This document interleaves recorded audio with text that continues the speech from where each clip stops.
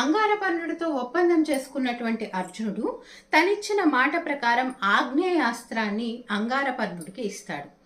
అంగారపర్ణుడు ఇస్తానన్నటువంటి గుర్రాలని ఆయన దగ్గరే ఉంచమని చెప్తాడు. చెప్పాక అంగారపర్ణుడు చెప్తాడు, ఏమని చెప్తాడు అంటే, నేను మీ దగ్గర ఓడిపోయాను కాబట్టి ఇక నుంచి నా పేరుతో నేను పిలిపించుకోను, నేను చిత్రరథుడు అనేటటువంటి పేరుతో పిలిపించుకుంటాను ఇక నుంచి అని చెప్పడంతో అర్జునుడు మాట్లాడతాడు. ఏమని మాట్లాడతాడంటే, ఓ మహానుభావ, మీరు చాలా గొప్పవాళ్ళు, గంధర్వులు, మీరు మాతో ఎందుకు కఠినంగా మాట్లాడారు అని అడిగితే, మీ గురించి నేను ఎల్లప్పుడూ స్వర్గలోకంలో గొప్ప గొప్ప లోకాల్లో వింటూ ఉంటాను.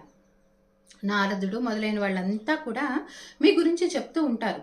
కానీ మీరు పురోహితుడు లేకుండా వెళ్తున్నందువలన నేను మీతో కఠినంగా మాట్లాడాను. పైగా ఆడవాళ్లతో ఉన్నాను కదా, అది కూడా ఒక కారణం. మీరు పురోహితుడిని తీసుకుని వెళ్ళండి, పురోహితుడిని ముందు పెట్టుకుని వెళ్ళండి, మీకు సర్వత్రా విజయమే లభిస్తుంది అని చెప్పడంతో, ఎవరిని పురోహితుడిగా పెట్టుకోవాలో కూడా మీరే చెప్పండి అంటే, కొంచెం ఎదురుకు వెళ్ళాక ఒక ప్రదేశం వస్తుంది, అక్కడ దౌమ్యుడు అనే ఆయన ఉంటారు, ఆయన్ని పురోహితుడిగా పెట్టుకోండి అని సలహా ఇస్తాడు చిత్రరథుడు, పేరు మార్చుకున్న చిత్రరథుడు.